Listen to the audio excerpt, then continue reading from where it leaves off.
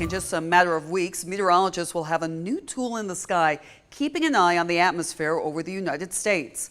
A new satellite currently named GOES-T will launch from Cape Canaveral in Florida. Tonight, meteorologist Alex Forbes introduces us to GOES-T and shows us how it should benefit Central Georgia. Back in 2016, the meteorological world was turned on its head with the introduction of a new satellite series known as GOES-R. For the first time, we could see data at such high resolution that we could see thin, wispy clouds in the eye of a hurricane. This groundbreaking satellite program began with GOES-R, the original name for GOES-16, launched in November 2016.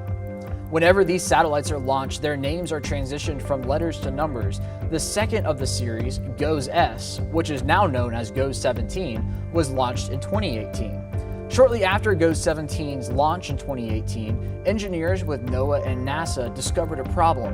There was an issue with the cooling system on board. That's right, aboard the satellite, already in orbit, about 22,000 miles above the Earth's surface.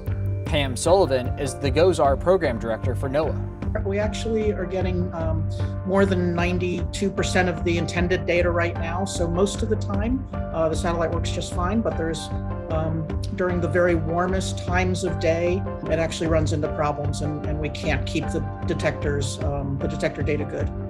The good news is engineers were able to fix that problem on the two yet to launch before they leave Earth. Originally scheduled for May 2020, the cooling system issue delayed the launch of GOES-T so the repair could be made. GOES-T will take over the GOES-West domain, which watches over the western United States and the Pacific Ocean. In the future, GOES-17 will become the backup for that domain. And while GOES-West doesn't watch Central Georgia directly, it still provides valuable data for our forecast.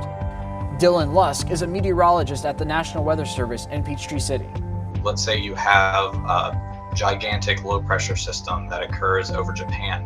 That system ends up impacting the jet stream, creates waves and ripples in it that basically flow all the way through Alaska and the Pacific, all the way into the west coast of the United States, and then eventually impacts us.